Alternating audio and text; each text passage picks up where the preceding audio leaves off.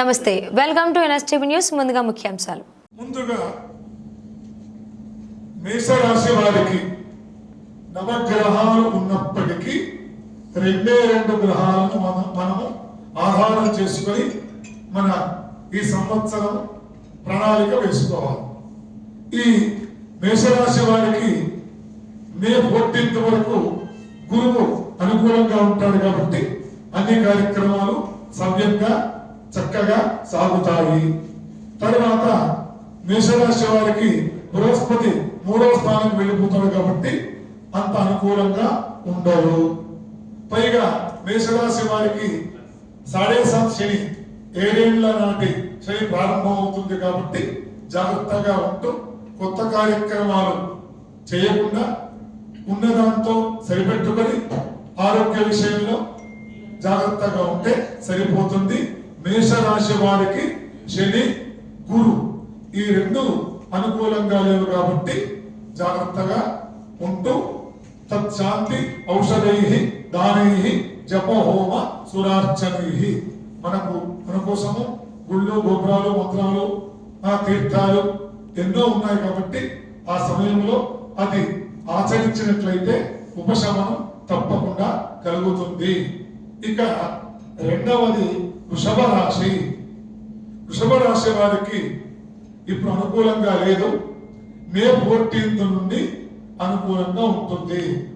వాళ్లకు 2వ స్థానంలో బృహస్పతి వస్తాడు కాబట్టి అనుకూలంగా ఉంటుంది. వృషభ రాశి వారికి పెండింగ్ లో ఉన్న కార్యక్రమాలన్నీ కూడా చక్కగా సిద్ధిస్తాయి.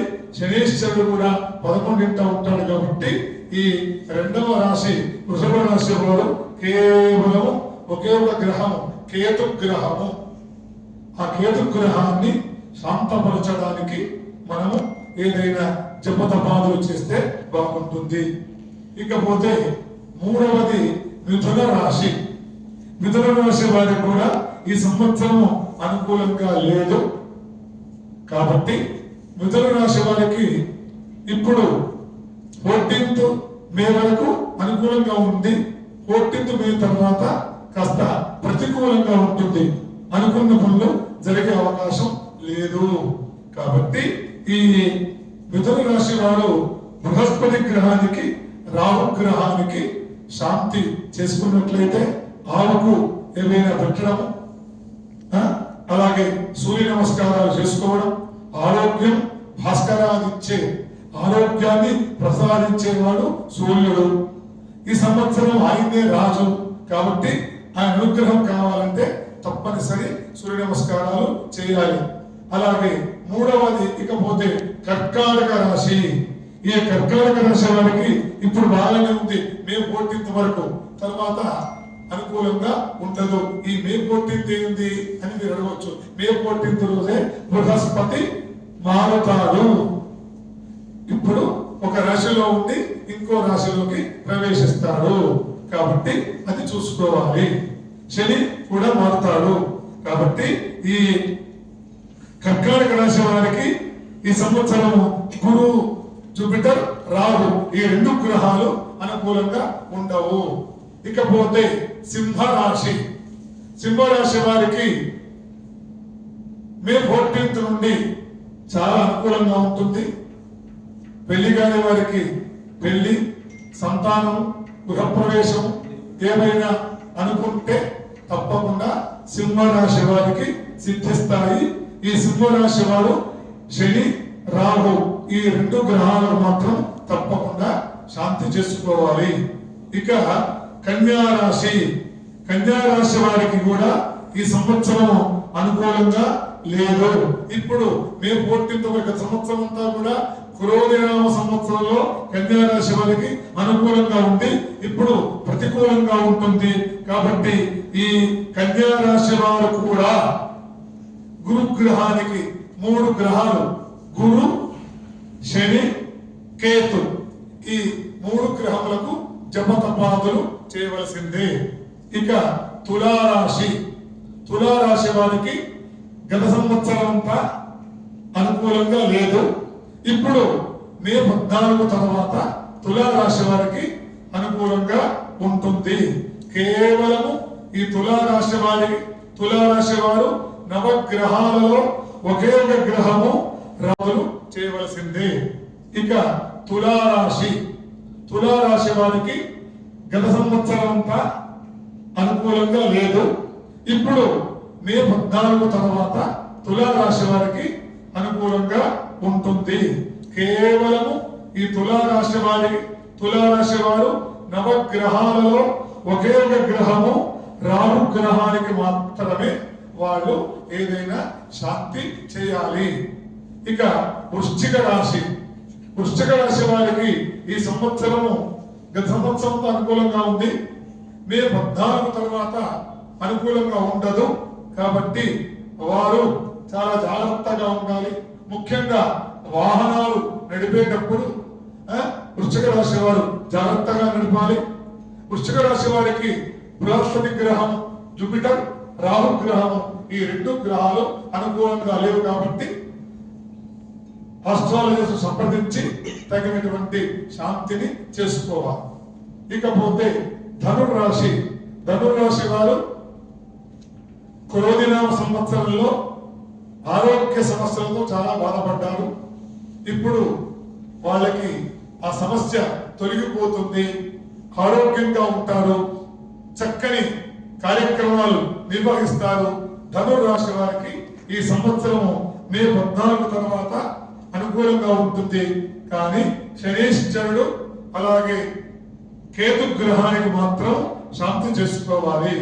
ఇకపోతే మకర రాశి వారికి గత సంవత్సరం అనుకూలంగా ఉంది.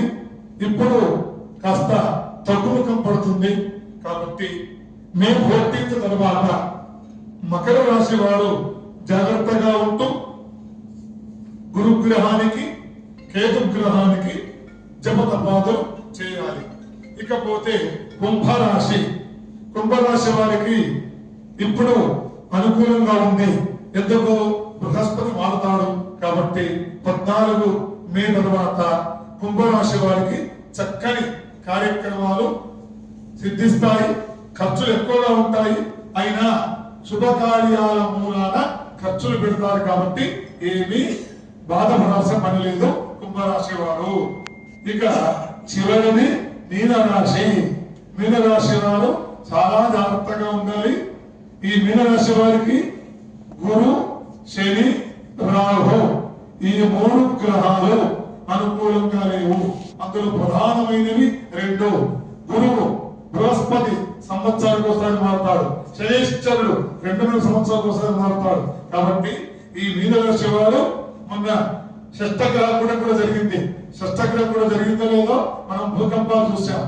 ఈ గ్రహస్థితి ఖగోళంలో ఉండేటువంటి మార్పుల వల్ల భూకంపాదులు ఇలాంటి ఇబ్బందులు జరుగుతాయి. ఇక్కడ మన భారతదేశంలో అలాంటిది ఏమీ లేదు.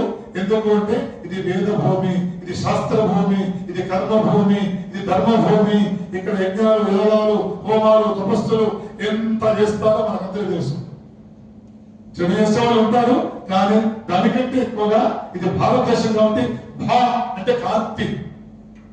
భా అనే శబ్దానికి భారతం అంటే భా ఎప్పుడు కూడా శైలి కాంతివంతంగా ఉంటారు. కాబట్టి మన దేశంలో కాకుండా మిగతా దేశాల్లో ఉపద్రవాలు కలిగే అవకాశం ఉంటుంది. ఇది మనం నిన్ననే చూసాం. కాబట్టి ఈ మీనరాశి వారు జాగ్రత్తగా వ్యవహరిస్తూ రుద్రాభిషేకం, నవగ్రహ ప్రదక్షిణ, అలాగే గురువుకు శనగలు ఆవుకు పెట్టడం లేదా లేని వాళ్లకు దానం చేయడం ఇలాంటివి చేయాలి. అలాగే నల్ల నువ్వులు, అలాగే నువ్వుల నూనె, అలాగే రాహు కోసం మినుములు, బూడిద రంగు బట్ట ఇలాంటివన్నీ కూడా దానం చేసినట్లయితే మనకు వచ్చే ఆపద కొంత తగ్గించుకునే అవకాశాలు మనకు చక్కగా మన మహర్షులు మనకు అందించారు. కాబట్టి ఈ 12 రాశుల వారికి ఈ సంవత్సరము ఫలితాంశం ఇలా ఉంది. మీకు సందేహం కలగవచ్చు. ఈ